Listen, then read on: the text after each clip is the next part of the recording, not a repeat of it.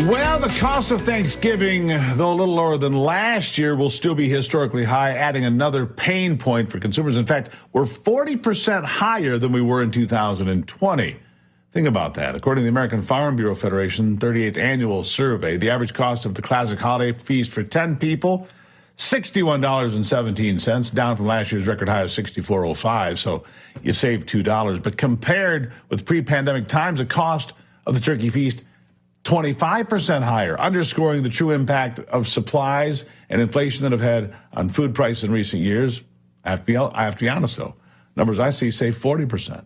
A big reason for the overall price decrease this year, lower turkey costs. This year, a 16-pound turkey is $27.35, but I got it for 99 cents a pound here a couple days ago. Got pretty lucky, actually. Here with us to discuss this story, Executive Vice President, that is, at the National Taxpayers Union, Brandon Arnold. He loves paying taxes. That's why he's here. Brandon, good to see you. Good to see you as well. All right, so it depends on who you look at. Some people say 25% higher, some say 30, some say 40%. If you go for a little bit of a fancier meal, it could be 50% higher than it was just 3 years ago when Joe Biden first fell asleep in the Oval Office. This is not good. Bidenomics is an abject failure no matter how you try to measure it, whether it's the price of food, a used car, rent, gasoline. It doesn't matter what you measure. It's far more expensive here today than it was just 3 years ago. True? Oh, absolutely. I mean, Bidenomics is a complete joke, and we've seen that. Nobody needs to be convinced of that. All they need to do is go to the grocery store, go to the gas station, buy anything, and you'll see it's more expensive than it was when he took office. Across the board, prices are up 17%. As you said, the price of Thanksgiving dinner is up double digits. Now, it depends on what different measure you're looking at when you talk about the price of a Thanksgiving meal. There are certainly regional variations as well as a variation based on what you're putting on the dinner table.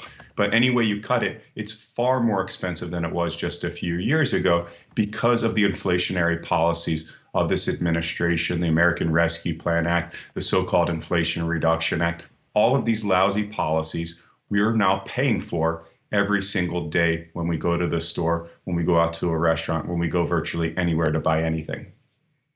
Right. I didn't even get to mortgage rates right now.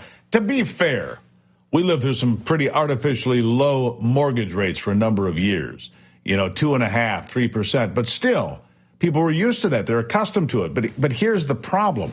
The housing demand is higher. The demand on housing is higher. Of course, if you let 10 million people into your country illegally, the demand on housing will increase so the price goes up. I mean, again, Brand, doesn't matter where you look. The pressure on everything, on everybody's pocketbook, on everybody's purse, it's harder every day. And so how do we find a better day? Because the Bidenomics team will tell you, oh, well, inflation's down to 3.3% or whatever. But it's cumulative, you morons. They know that. Every honest person knows that. Your thoughts?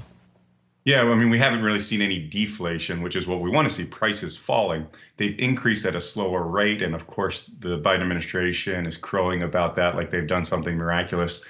Any of those reductions, of course, are attributable more so to the Fed, which has raised interest rates, that has curtailed consumer demand. We've started to see retail sales taper off. So, it's a double-edged sword. On one hand, yes, inflation rates are starting to decrease. That's great. But we've also seen weakness in labor markets. And we've started to see a decline in consumer demand. Consumer spending is about a little more than 2/3 of our economy. So that portends some dark days on the horizon. If consumer demand continues to fall, it'll be buoyed, of course, by the holiday shopping season, which is just starting here. But after that shopping season is over, if we see consumer demand start to tank, the economy is going to tank right along with it, and we're going to be in a tough spot. It's why a lot of people are starting to think that when the Fed meets later next year, that we may actually be looking at rate cuts once again. Yeah. Black Friday tomorrow. What do they call Monday? Your online day, Monday, Cyber Monday, or whatever they call it. So, this is the big time for retailers. Either they make it or they break it. What do you think is going to happen, Brandon? I'll give you the last word. I think retailers have already come out of the gate very aggressively because they've noticed consumer demand starting to fall.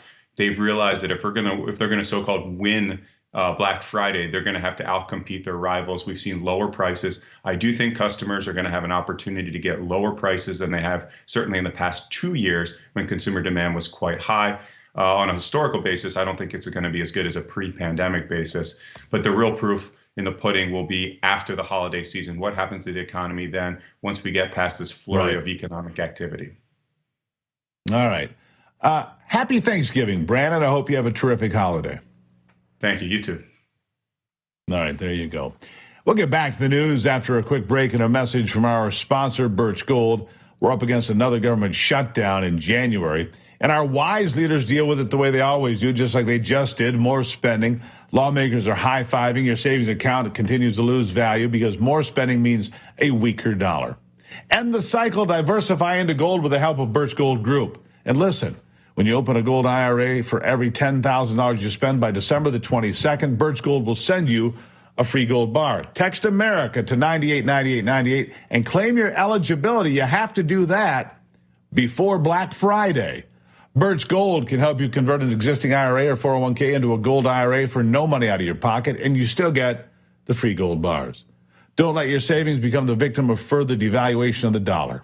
Text America to 989898. Receive a free information kit on gold and claim your eligibility before Black Friday to receive your gold bars on your qualified purchase. Keep that in mind. And now, after the break, something that reminds you of just how wonderful this country is, plus your answers to our America's Voice question of the day. Do you think the ceasefire with hostages deal is going to work with Hamas? We'll talk about it in a moment.